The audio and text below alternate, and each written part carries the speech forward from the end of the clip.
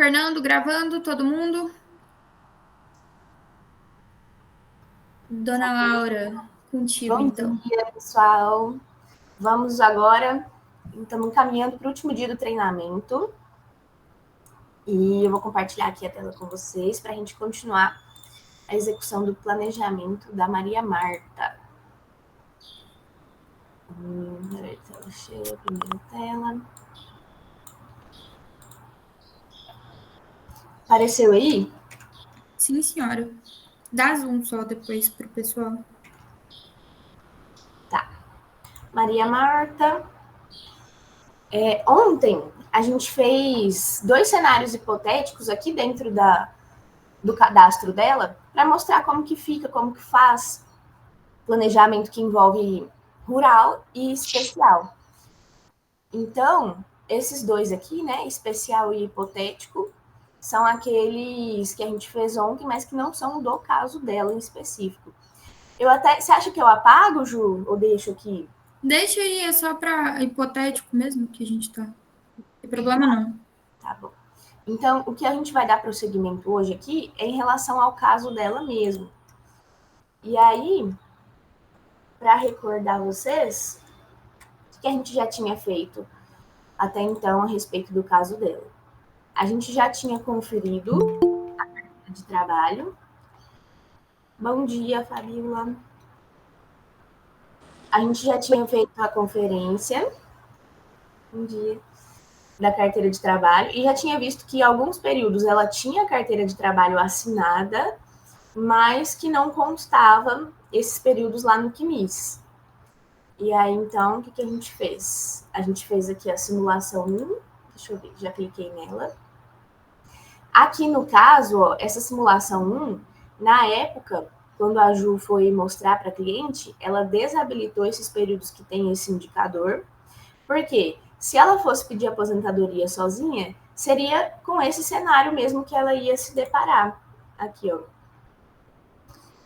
Carregando, carregando. Ela iria se deparar com esse cenário lá de 2029, porque grande parte do período aqui. Olha como que está rabiscado o quinis dela, né? Grande parte do período está com esses indicadores aqui. E para esse período ser considerado, ela precisaria de juntar a documentação comprobatória de que ela, de fato, era empregada doméstica na época. Então, a gente desconsiderou esses períodos aqui porque eles iriam ser desconsiderados pelo INSS mesmo. E isso gera uma necessidade na cliente, né? Porque a gente fala, olha, esses períodos aqui não vão ser considerados e a gente consegue arrumar para você. E aí é um contratinho que a gente já oferece assim que terminar a apresentação do planejamento previdenciário. Inclusive, esse é um dos motivos também para estar passando, para eu estar deixando de apresentar o planejamento. Que aí, finalizado o planejamento, vocês já oferecem o contrato, já fecham o contrato referente ao serviço que a cliente for contratar para melhorar a aposentadoria dela, né? Aí aqui, essa simulação 2, a gente já tinha subido o mesmo QMIS aqui nessa simulação, só que a gente já começou a jogar aqui o que não tem lá no outro deveria ter, porque está na carteira de trabalho. E aí, eu não recordo se a gente já tinha colocado todos. Deixa eu conferir aqui o que a gente tinha feito antes.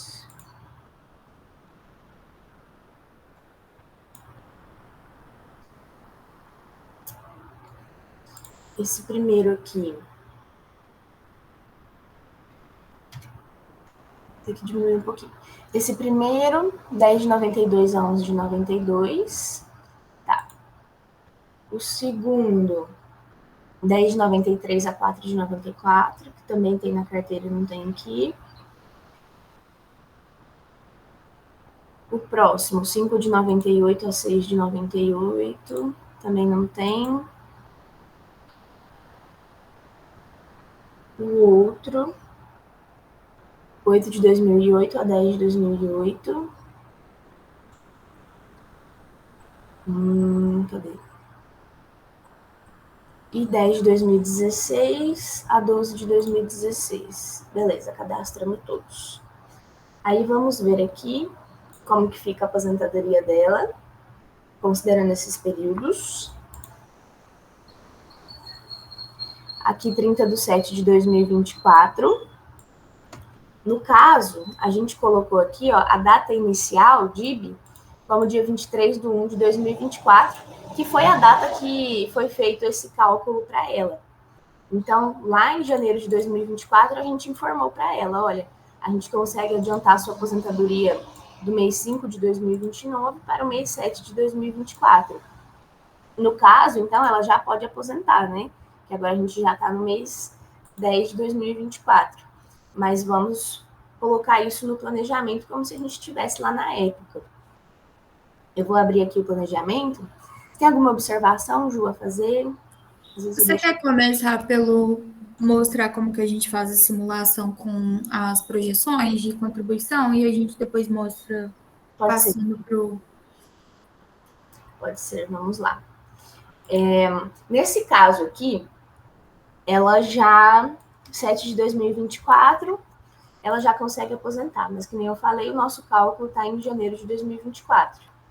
Então, aqui, nessa última parte, está escrito aqui, ó, planejamento previdenciário. A gente clica aqui por conta do seguinte, ó. Aqui, vamos supor que a gente está lá em janeiro. Aí a gente viu que ela vai aposentar em 7 de 2024. E aí, o que acontece? A pessoa também espera que a gente dê para ela uma devolutiva em relação a valores. Qual o valor que eu vou me aposentar nessa data? E para saber isso, a gente... Como que eu faço? Ó, eu venho aqui em salários, primeiro, e eu vejo aqui, ó, os últimos salários dela aqui foi R$ 1.980. Aí, agora eu vou lá em planejamento previdenciário.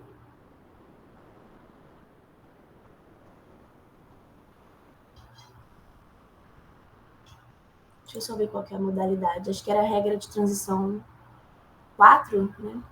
Deixa eu ver aqui que eu não lembro. Pedágio de 100% que estava. Tá, pedágio de 100%.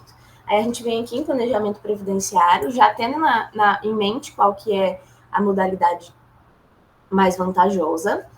E aí, a gente vai fazer uma outra simulação, agora referente a valores também. Então, a gente vem aqui, ó, inserir dados da simulação, espécie de benefício, essa daqui. Tem que tomar cuidado na hora que vai selecionar aqui, porque às vezes é fácil fazer confusão. Às vezes a gente lê aqui regra de transição, clica na especial e acha que está clicando na por idade.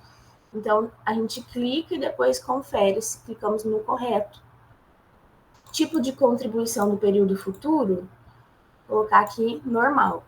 Aí, no caso, se a pessoa continuar trabalhando exposta a agente insalubre, pode colocar especial, mas normal.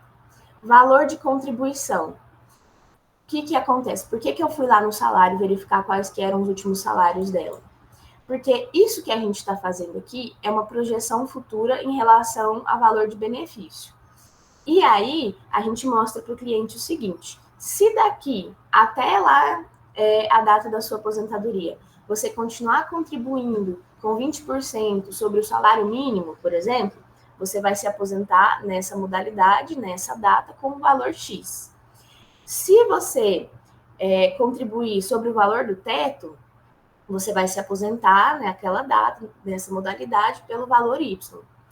E aqui, o cálculo, ele dá uma outra opção para a gente, que é esse valor de salário de contribuição, da gente fazer essa simulação com base em outro valor que faça sentido para o cliente. No caso dessa cliente, o que faz sentido, ela que tem carteira de trabalho assinada, é o salário que ela está recebendo, né? Então, por exemplo, tem esse cenário do mínimo, tem o cenário do teto, e aí a gente acrescenta esse daqui para poder falar para a pessoa: olha, lá na data que você vai se aposentar, acho que era essa daqui, né, 30/7/2024, se você continuar contribuindo com o valor para o INSS referente a esse seu salário aqui, você se aposenta com o valor X. E aí, coloca 20, aqui não precisa colocar nada, e aqui embaixo o INSS, o cálculo jurídico coloca vários cenários para analisar, várias datas de início de benefício para analisar. No caso, vocês podem deixar só a data que é a data que a pessoa vai se aposentar pela modalidade que a gente está simulando. Deixa eu abrir aqui de novo. Tá com muito ruído meu áudio? Porque começou uma furadeira. Tô tranquilo. Então, vamos ver aqui. Simulação 2. Se a gente voltar a sair daqui e voltar para ver, a gente perde o que a gente já simulou, né? Então, abrir aqui de novo.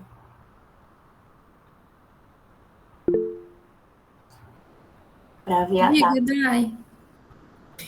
Só uma dúvida. Lá onde a Laura colocou 20, eu vou colocar, por exemplo, assim, se a pessoa for contribuir com o salário mínimo até chegar a data de aposentar, aí eu vou colocar a porcentagem que ela vai contribuir. Ou é necessariamente 20 toda vez?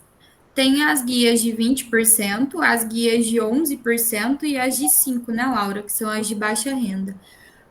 Isso eu ia falar no final, mas é importante também na hora da gente fazer o planejamento, porque geralmente a padrão são as guias de 20%, que o pessoal costuma pagar em cima do salário mínimo.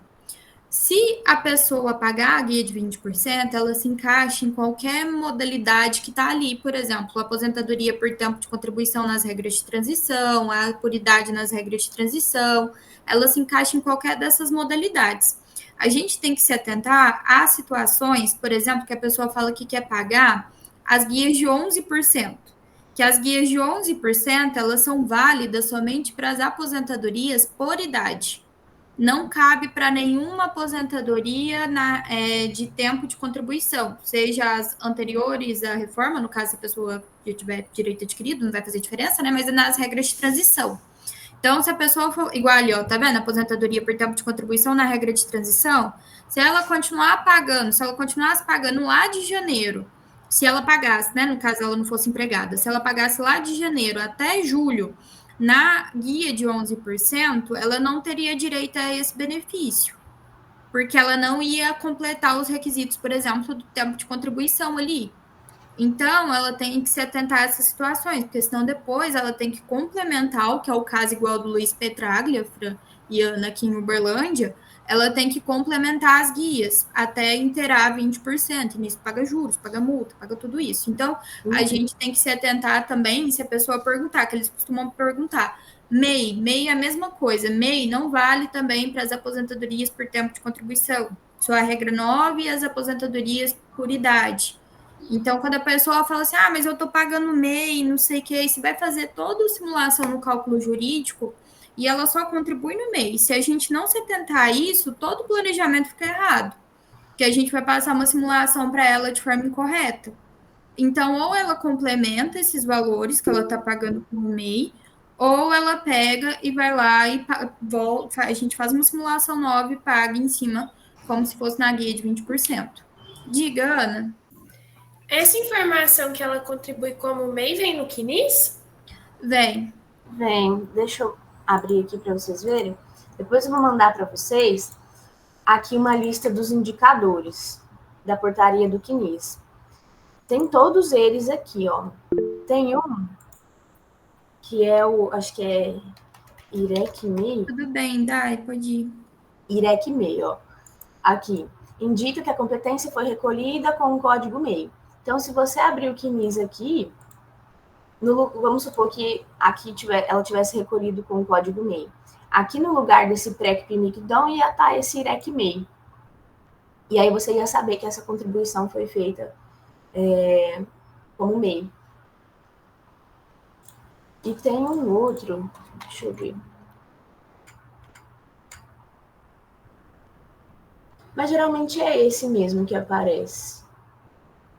É porque também uma coisa, às vezes o mesmo indicador, antes da reforma da Previdência, ele tem um formato. Depois da reforma, ele passa a ter outro formato. Mas ele indica a mesma coisa. Então, se vocês verem alguma coisa que é desconhecido no CNIS, vocês procuram aqui, que aqui tem tanto os anteriores como os posteriores à reforma. Além disso, a entrevistinha também, gente. A gente sempre questionar se já pagou. Lá tem aquela parte de empresário. Então, sempre especular um pouquinho mais com a pessoa nesse ponto. Sim. Eu achei só o IREC meio aqui. E deixa eu voltar lá.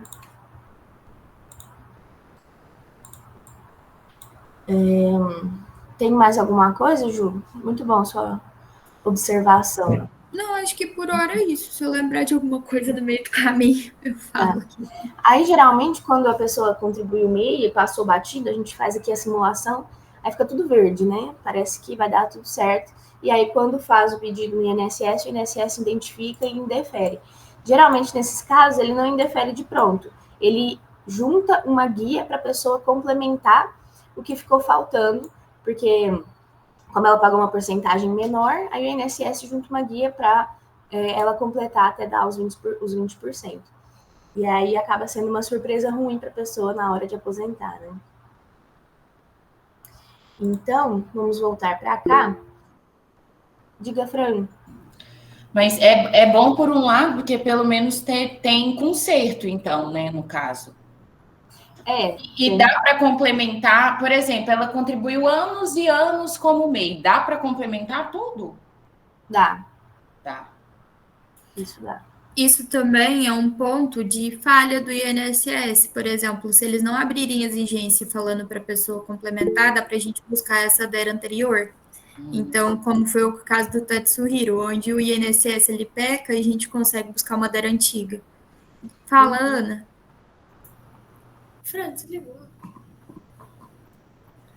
E como que a gente vê isso no cálculo jurídico? Porque, igual a Laura falou, vai estar tudo verde. Tipo assim, que tá tudo ok. Aí, como que a gente sabe que não tá? Primeiro no CNIS, que a gente vai bater o CNIS inteiro. Lembra que a primeira parte do planejamento é a gente comparar CNIS, carteira de trabalho, entrevista e as guias que a gente tiver. E ali nos indicadores também, ó. Quando a gente joga o CNIS dentro do cálculo jurídico, primeira coisa ali em períodos, no lado esquerdo, que a gente olha, vai ter todas as contribuições. E ali também vão constar todos os indicadores. Se você clicar, fecha aí, Laura, fazendo favor, esse pop-up. Se você clicar específico em cima de algum recolhimento, ele vai te mostrar todos os indicadores que tem lá, além desses que está mostrando na coluna. E você consegue ver ali também que ele tem alguma sinalização, que ele tem alguma coisa para a gente poder estar consertando. Acho que eu não entendi muito bem. Entendeu, não? Quer que explica de novo? Ó, vamos lá. Primeira coisa... é por etapas. O cálculo jurídico, ele nem sempre está 100% certo. Ele mostra para nós o que a gente está carregando ali dentro, o documento que a gente está carregando. Só que ele precisa de ser complementado. Só o fato da gente jogar um CNIS ali dentro não vai ser 100% de certeza que está correto, certo? Como que a gente identifica que existe um erro ali dentro? Primeira parte do erro, a primeira parte que a gente vai identificar que existe pagamento por MEI, por exemplo, é pela entrevista. Por a gente pegar... Você lembra que quando eu ia fazer o CNIS, que eu gosto de imprimir para olhar? A gente pega o CNIS físico ou no computador e sai fazendo as anotações, que ali a gente bate a entrevista, a carteira de trabalho, e se tiver, por exemplo, trazer guia de DARF paga para a gente olhar. Então, ali a gente identifica que existe MEI, certo? Segundo ponto, quando a gente carrega o CNIS dentro do cálculo jurídico, essa coluna, tá vendo que tem a coluna de indicadores ali? Olha a tela da Laura, viu? Essa coluna de indicadores mostra para nós que já tem alguma sinalização. Tá vendo que ele tá escrito IREC independe, que tem algum? Quando a gente clica em um, Laura, fazendo favor. Ali embaixo, ó, embaixo ali de recolhimento, tá vendo que tá escrito IREC independe de novo? Ele vai trazer ali embaixo os indicadores para nós. Ali embaixo vai estar escrito, por exemplo, aquele do MEI, que a Laura acabou de mostrar. Vai estar escrito que existe esse indicador ali, mostrando que as contribuições podem ter sido do MEI, certo? Deu para entender? Faz sentido? E, por exemplo, tem como compensar? Vamos supor que... vou fazer um exemplo simples. Tipo assim, ele tem 10 contribuições tipo assim, abaixo do mínimo. Certo. Mas para ele aposentar, ele precisa de 5 contribuições inteiras. Essas, tipo assim, ele tem soma as Não, 10 abaixo do mínimo, ou ele ele tem que pode continuar contribuir acumulando? parcial. Ah, ele não precisa de pagar a guia inteira. Dá para a gente solicitar, né, Laura, dentro do próprio requerimento, que sejam emitidas menos guias, menos valores ali, só para poder completar até chegar no mínimo necessário. Isso. E existe um serviço que a gente até pode oferecer, que é o seguinte. Vamos supor, nesse caso aí que você deu o exemplo, Ana, a pessoa tem 10 contribuições e ela precisa de 5 para aposentar. Vamos supor que essa pessoa, para a gente poder fazer isso que você falou, que é juntar elas, tem que ter acontecido alguma coisa específica, que é algumas está acima do valor mínimo e outras está abaixo. Se isso acontecer, a gente consegue fazer um requerimento no INSS para fazer essa compensação. Então, o que está acima do mínimo, usa para completar o que ficou abaixo. Mas isso é se alguma delas estiver acima do mínimo, que a gente faz isso. E nesse caso, de ter sido tudo abaixo do mínimo, aí a gente pode pedir para o INSS para complementar só 5. E a gente pode fazer isso até no próprio pedido de aposentadoria. Mas, assim, já deixando o cliente ciente, né? Para não ser pego de surpresa. A gente ter essa consciência de que isso vai acontecer, deixar o cliente ciente, aí a gente pede, eu quero aposentadoria e eu quero completar as guias tal, tal, tal. Aí a INSS abre a exigência, junta as guias, aí o cliente paga, a gente informa o INSS e a aposentadoria é deferida.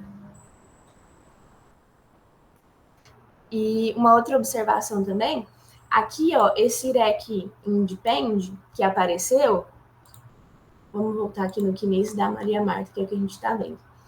O IREC Independ, está vendo que é esse indicador que está aqui, ao lado da sequência. Sequência, pegada doméstica, data de início, data de fim, indicador. É o genérico que está aparecendo ali.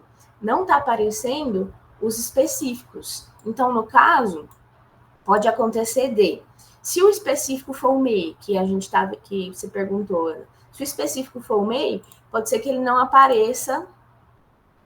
Já abri muita guia aqui, peraí. Aqui. Se o específico for o MEI, pode ser que ele não apareça aqui. Da mesma forma que esse PREC-PMIG-DOM também não apareceu.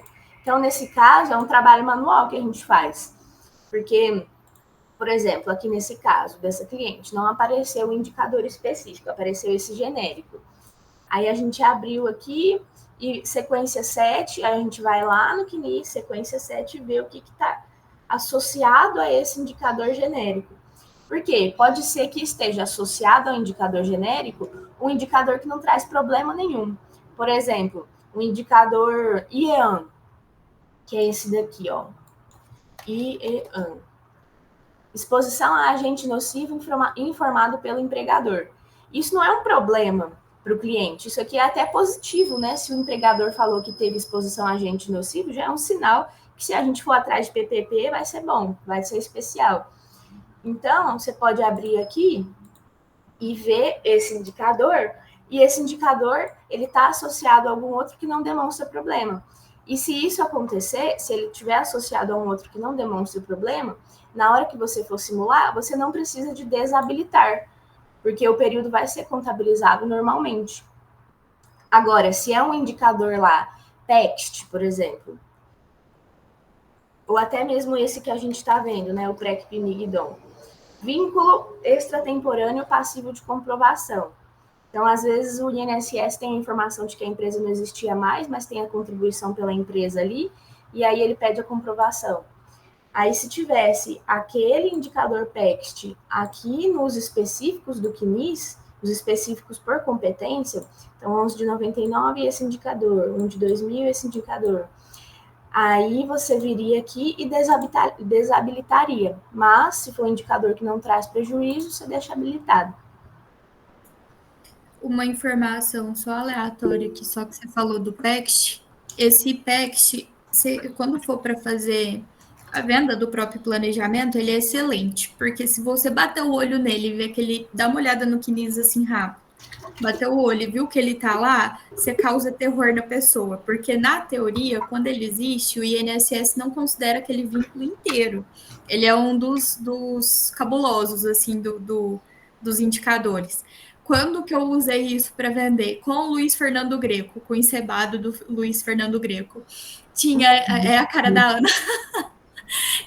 Tinha esse indicador no quinis dele. Quando ele tá lá, quando ele tá em algum vínculo, ele anula o vínculo. Você tem que comprovar, né? Que a pessoa estava trabalhando ali de fato.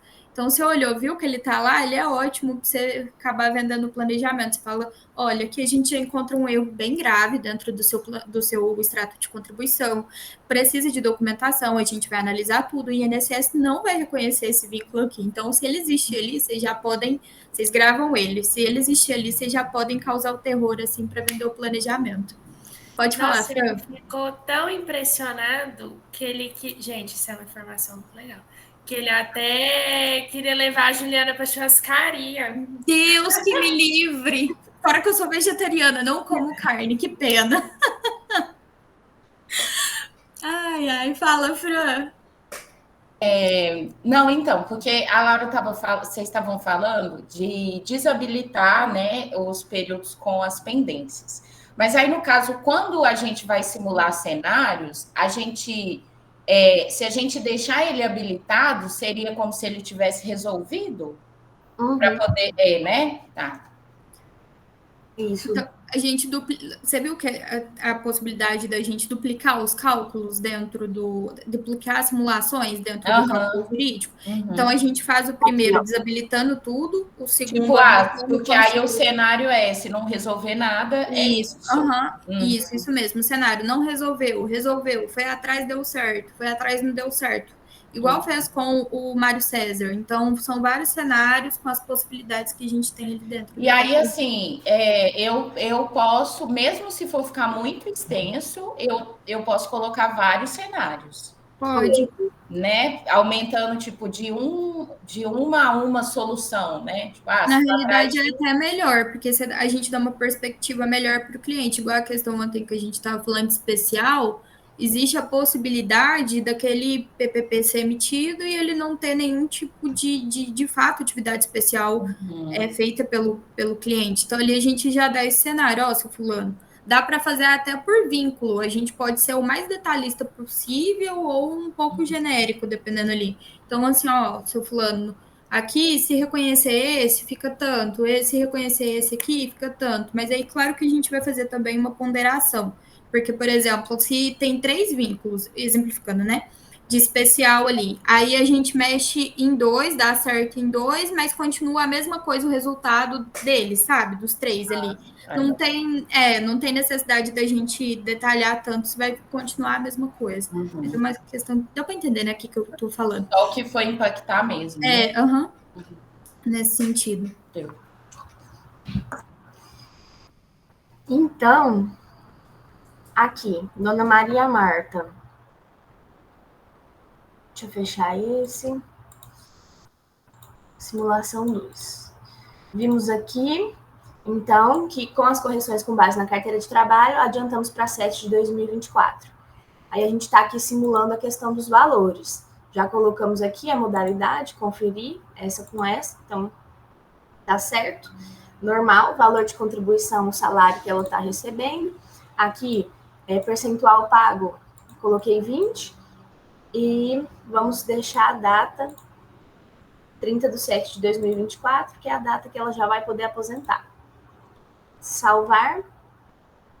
E aí, o cálculo jurídico gera para a gente essa tabela.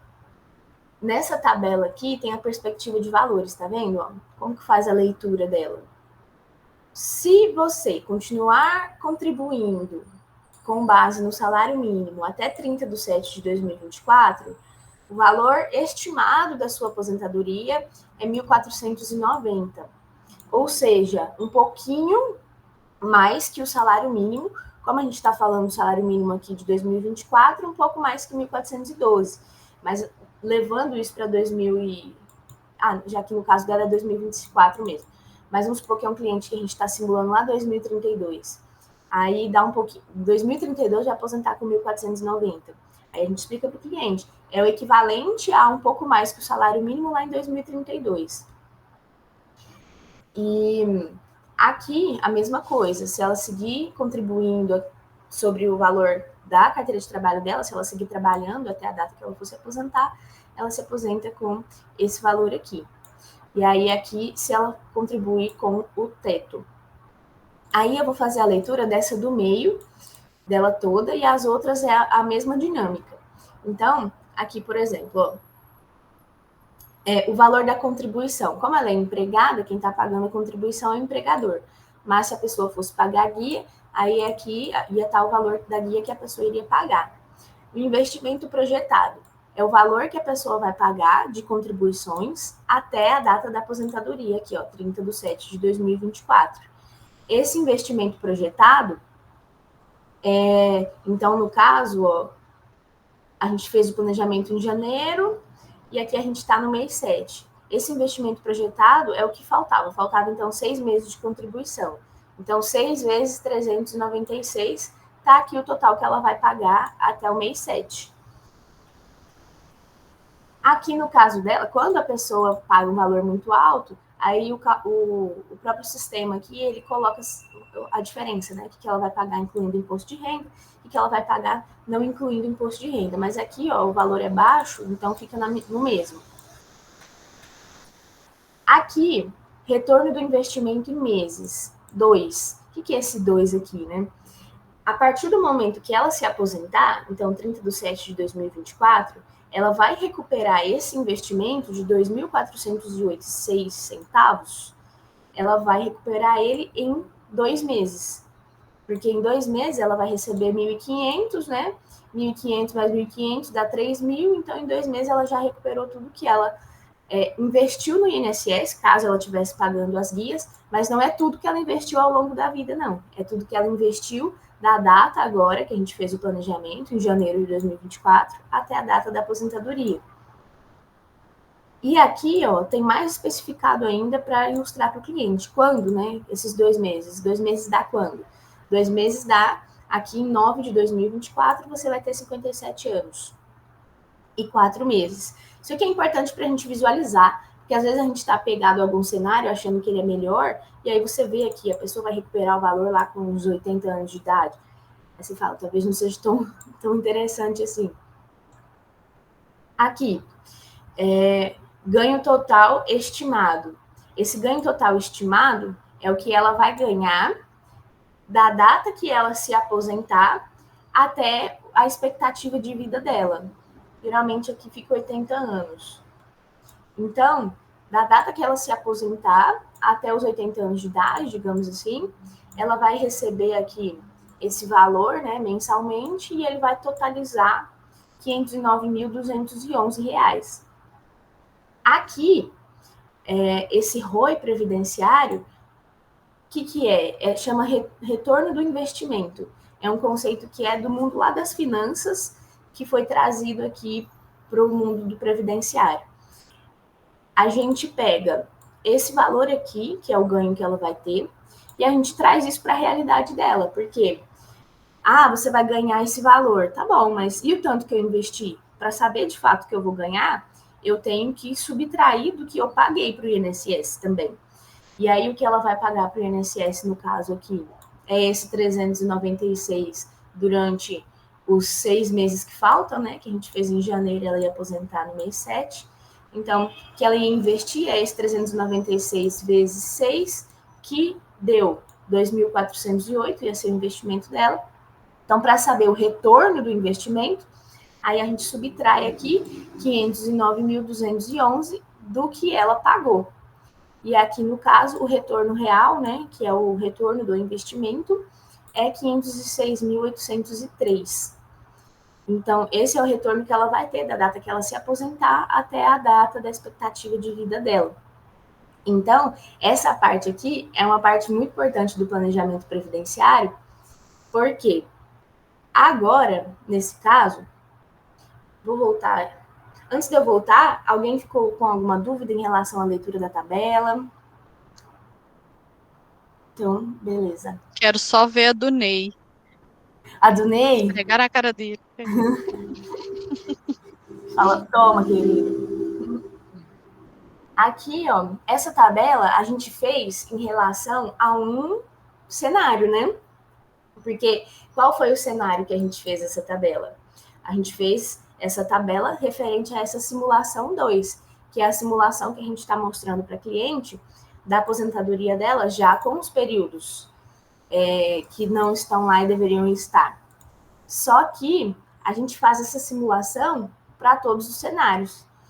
Então, primeiro cenário, que é o cenário sem a consideração de todos esses períodos que tem o indicador geral, IREC independe, aqui apareceu geral, mas o específico é aquele PREC, PMIG, DOM do empregada doméstica que precisa de ser comprovado. Então, vamos lá fazer aqui o planejamento previdenciário desse cenário também em relação a valores. 24/5/2029, aposentadoria por idade da regra de transição. Vocês me ajudam a lembrar, porque eu não entendo o que acontece. Assim que eu clico aqui, eu esqueço. 24/5/2029, aposentadoria por idade, regra de transição. 24/5/2029, aposentadoria por idade, regra de transição. Inserir dados da simulação, aposentadoria por idade e regra de transição, né? E aqui a data que a gente quer saber, ó, pode ver que aqui nesse caso, a data que a gente precisa, ela nem tá aqui. Já vou direto na data, antes que eu esqueça, 24/5/2029. O restante não me interessa. Aqui, normal, 1980, 20, mesma dinâmica que a gente fez no anterior. Tá 19.800, Laura. Ai, que beleza. Aí. O restante tá certo. Normal. Pronto. Aqui. Vamos lá. Ela vai se aposentar se ela não fizer nada. É aqui que a gente pega o cliente, assim, no momento do planejamento, para mostrar para ele que ele precisa de contratar nossos outros serviços. É aqui que a gente... o pulo do gato. Se você não fizer nada, você vai se aposentar por essa modalidade aqui, aposentadoria por idade, regra de transição, lá em 24 de maio de 2029. Continuando a contribuir sobre o valor do seu salário atual, que é o que está na carteira de trabalho, 1.980, você vai se aposentar lá em 2029 com o valor do salário mínimo da época. Então, e até lá, aí a gente faz toda a leitura, né? Até lá você vai estar contribuindo, a empresa vai estar contribuindo, mas vamos supor que é a pessoa que está pagando, né? Que é um caso de maior impacto ainda, porque aí a pessoa vai ficar preocupada, né? Nossa, eu estou pagando, eu mesma aqui sofrendo, ter que sofrer até 2029. Aí, até 2029, você paga esse valor de contribuição, referente aqui aos 20% de 1.980. Esse investimento, ele vai ser feito mensalmente e vai totalizar o valor de 25.396 até lá. E aí, você vai ter o retorno desse investimento em 18 meses. Ou seja, quando você se aposentar, o valor que você vai receber do salário mínimo, durante 18 meses, ele vai ser aqui só para compensar o que você já pagou. E aqui, esse retorno do que você já pagou, ele vai vir aos 63 anos de idade, e o que você vai ganhar de benefício do INSS da data da sua aposentadoria até a data da expectativa de vida é 401.996. Mas considerando que você investiu 25.396, o seu ROI previdenciário, que é o retorno efetivo do investimento, está 376 mil. Agora vamos lá no cenário 2.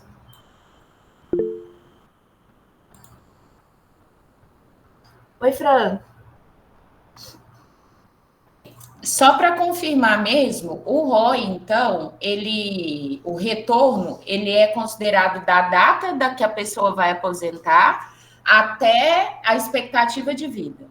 Isso. Não é tudo a vida inteira, não. É a vida inteira, tá. Que a gente está projetando aqui de agora para frente, né? Que por enquanto é 80, né? Como? A expectativa de vida é 80.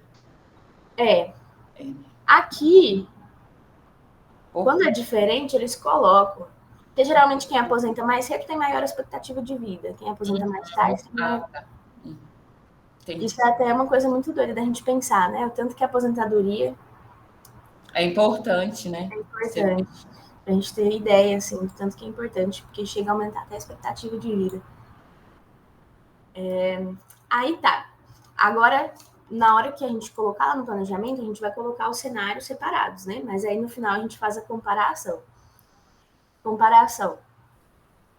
Se a gente fizer as correções e se a gente não fizer as correções. Se a gente não fizer as correções, ó, salário mínimo, retorno do investimento, 376 mil.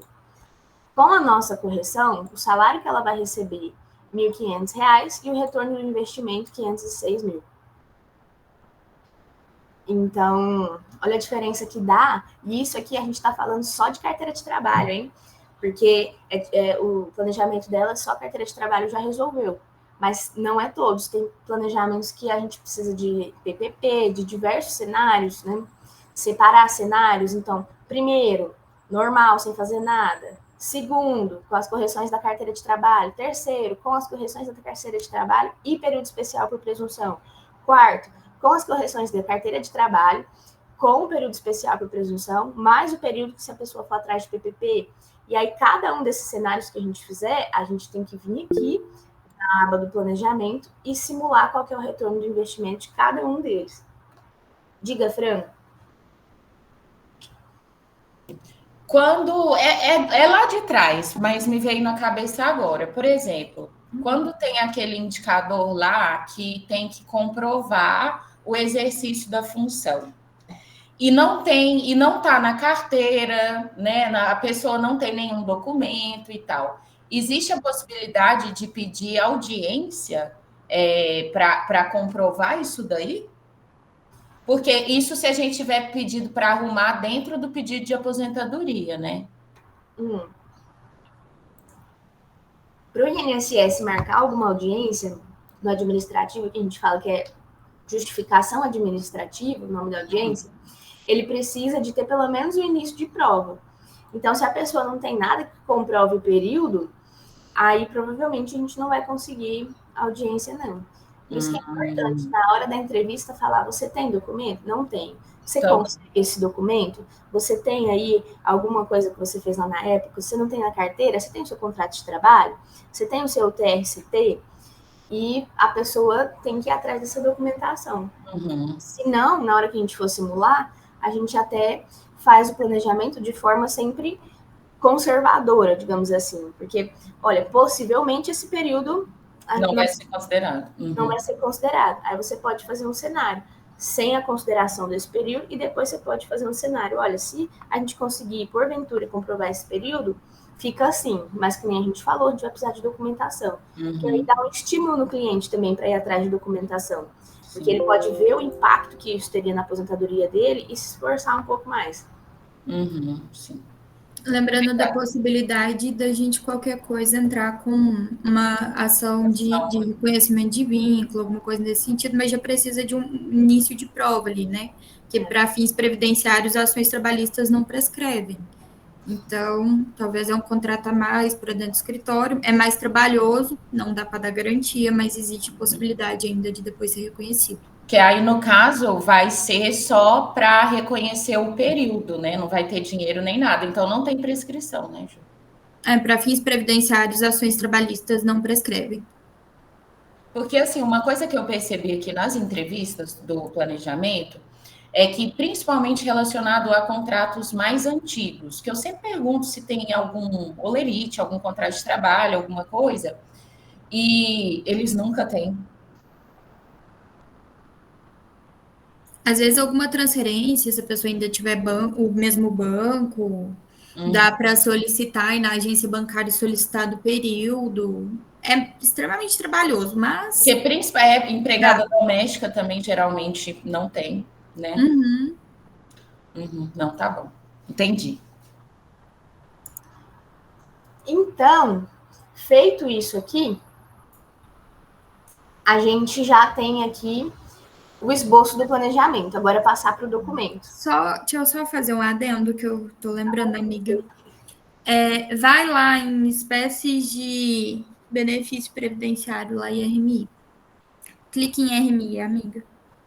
Uma parte importante também que muita gente pergunta, vamos supor, e eles vão perguntar para vocês. Gente, meu salário, Fran, meu salário agora, suponhamos, é 3 mil reais. Por que eu vou aposentar com salário mínimo? Se nessa projeção. Uai, porque para fins do cálculo da aposentadoria, não é levado em consideração a média de todos os salários, né? Não é levado em consideração o último salário. Tem muita gente, especialmente o pessoal mais antigo, eles acreditam que o último salário ou os últimos salários recebidos vão ser em torno do que eles vão aposentar, e não é assim. É uma soma. Essa parte eles vão perguntar muito para vocês, muito, pode ter certeza, pode botar na testa. Qual que é a porcentagem de auxílio e aposentadoria por invalidez? A gente sempre fala isso, né? 91%. Né, Laura? Se eu não estiver falando abobrinha. Às vezes eu falo. 91%. Do auxílio é 91%. Do auxílio, do benefício por incapacidade é 91%. E a aposentadoria? Na aposentadoria entra a regra padrão, dos 60%. Vocês sabem como que é calculado a maior parte hoje em dia das aposentadorias nas regras de transição? É a regra nova? Alguém aqui não sabe? Eles vão perguntar isso para vocês, gente. Eu tenho certeza. Assim, pode falar assim, nunca me perguntou, vocês podem vir me cobrar que eu dou 10 reais para cada um aqui. Alguém aqui não sabe? Como assim, Ju? Explica de novo. Como que é feito o cálculo de benefício, também não entendi o cálculo de aposentadoria? Vamos supor, igual eu falei, a pessoa vai chegar para vocês, vocês vão estar lá isso apresentando. da média dos salários. Isso, eles vão me perguntar por que meu aposentadoria está dando tão baixo ou por que está dando esse valor. Alguém aqui não sabe a fórmula e a forma que é feito o cálculo de benefício de aposentadoria ou de benefício normal, de auxílio? Alguém que não sabe? Eu não sei a fórmula. De cor eu não sei, mas eu tenho anotado. Achei ótima a resposta, gostei.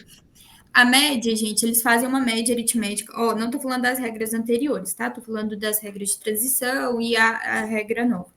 Faz uma média aritmética de todas as contribuições de 94, julho de 94. Por que julho de 94? Porque foi quando entrou o plano real. Mudou da moeda anterior, que eu não lembro qual que era, se era cruzeiro, cruzado. Mudou para a moeda real. De julho de 94 até a data do benefício da pessoa. Média aritmética de todo esse período de contribuições. Em cima dessa média, aplica-se o que a gente chama de coeficiente redutor, que é essa porcentagenzinha danada que o pessoal agora aplica em cima das aposentadorias. Esse coeficiente redutor é uma porcentagem que a pessoa vai receber da média. Dessa média que foi feita de julho de 94 até a data da aposentadoria dela. Então, para homens, começa em 20 anos, Laura, você me corrige se eu estiver errada, para mulheres, 15 anos. A partir desses, 15 anos para mulher, 20 anos para homem, começa em 60%.